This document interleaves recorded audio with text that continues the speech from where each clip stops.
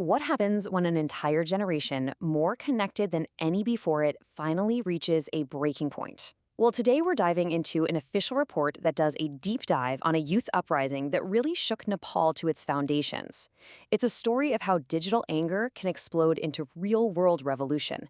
And it all boils down to one key question.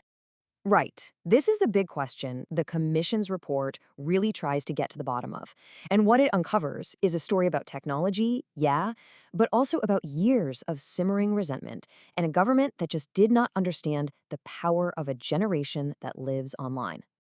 Okay, so every massive fire needs a spark, right? And in this case, the spark wasn't some old school political scandal. No, it was the digital version of ripping the microphone away from an entire generation all at once. On September 19th, 2082, the government made a decision that would change everything: a total nationwide ban on social media. The report points to this single act as the immediate trigger. You have to understand, for a generation whose entire social and political life is woven into these platforms, this wasn't just some minor inconvenience. It was seen as a deliberate act to silence them. But you can't just silence Gen Z, they adapt. The report actually details how they immediately pivoted to these decentralized, encrypted platforms. They basically moved the conversation from the public town square of Facebook to private, highly organized strategy rooms on Discord. It showed a level of digital savvy that the government was, frankly, completely unprepared for. And make no mistake, this was a sophisticated operation. They had a whole digital toolkit. These weren't just random protests. They were coordinated on servers with names like YouaHub. They built a powerful shared identity with hashtags like #NopoBaby, and we'll circle back to that one. They even drew inspiration from protest movements around the world, chanting if Indonesia can, Nepal can too. This was a modern protest, born and bred online. But here's the thing. That social media ban, that was just the match. The gasoline had been soaking the floorboards for decades. To really get why things exploded, you have to look at the fuel. And the report is crystal clear on this. This was about deep, systemic failure. 30. Just let that number sink in. That's how many different governments Nepal has had in just 35 years. From a policy standpoint, that's not just a number. It's a recipe for chaos. It means no long-term planning, no stability, and a political class that looks like it cared more about its own power than about the country's future. And this is the direct result of that chaos, a youth unemployment rate hovering around 20%. The report draws a straight line between these two numbers. For young people trying to build a life, all that political instability just meant no jobs, no opportunities, and this growing feeling that the only way to succeed was to leave Nepal entirely. Which brings us back to that #NepalBaby. This term became an incredibly powerful symbol. It wasn't just some pop culture reference. It was a direct critique of what they saw as rampant nepotism and corruption. It was about seeing the children of a powerful elite living these lavish lives while they, the average youth, couldn't even get a foot in the door. It packed all that frustration into two simple, cutting words. And this is so important. Testimony in the report from groups like the Federation of Nepalese Chambers of Commerce and Industry makes it plain. This wasn't about being angry over losing TikTok. This was a desperate plea for real, fundamental change. They wanted clean, dignified jobs. They wanted a shot at economic prosperity. They wanted a future they could actually build on. So you've got the long-simmering anger, and you've got the immediate digital spark. Let's look at what happened when those two forces collided, when the movement spilled out from behind the screens and onto the streets.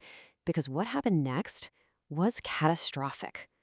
The first day, Bhadra 23rd, started off peacefully, but the report's timeline shows just how terrifyingly fast things escalated. Protesters broke through a police barricade. The police hit back with water cannons, which just seemed to make everyone angrier. Then came stones from the crowd, followed by tear gas, rubber bullets, and then, tragically, live rounds from the police. By the end of the day, 17 people were dead. The report is absolutely scathing about the next day. On Bhadra 24th, it describes a total security vacuum. Essentially, there was no unified command.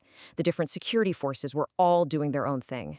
As protests flared up across the country, this lack of coordination just allowed the chaos to spread like wildfire. And that digital toolkit, it had a dark side.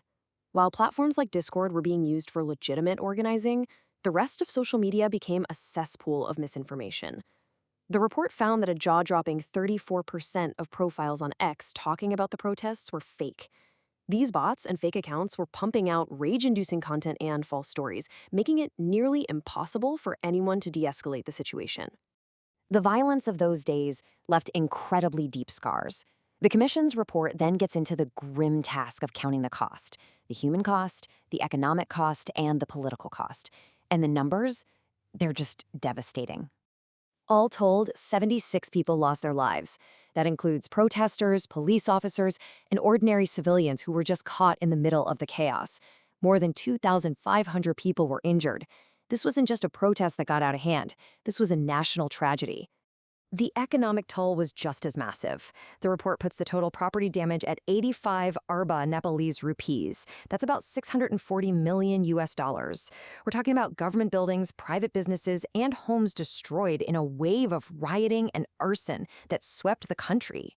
And the ultimate political price for all this? The entire system just broke. The chaos and the complete loss of control got so bad that the House of Representatives was dissolved. The very government the protesters were marching against simply collapsed. But the report doesn't just stop at diagnosing what went wrong. It tries to offer a cure. The final section is basically a detailed roadmap for reform, designed to tackle the root causes and hopefully prevent anything like this from ever happening again.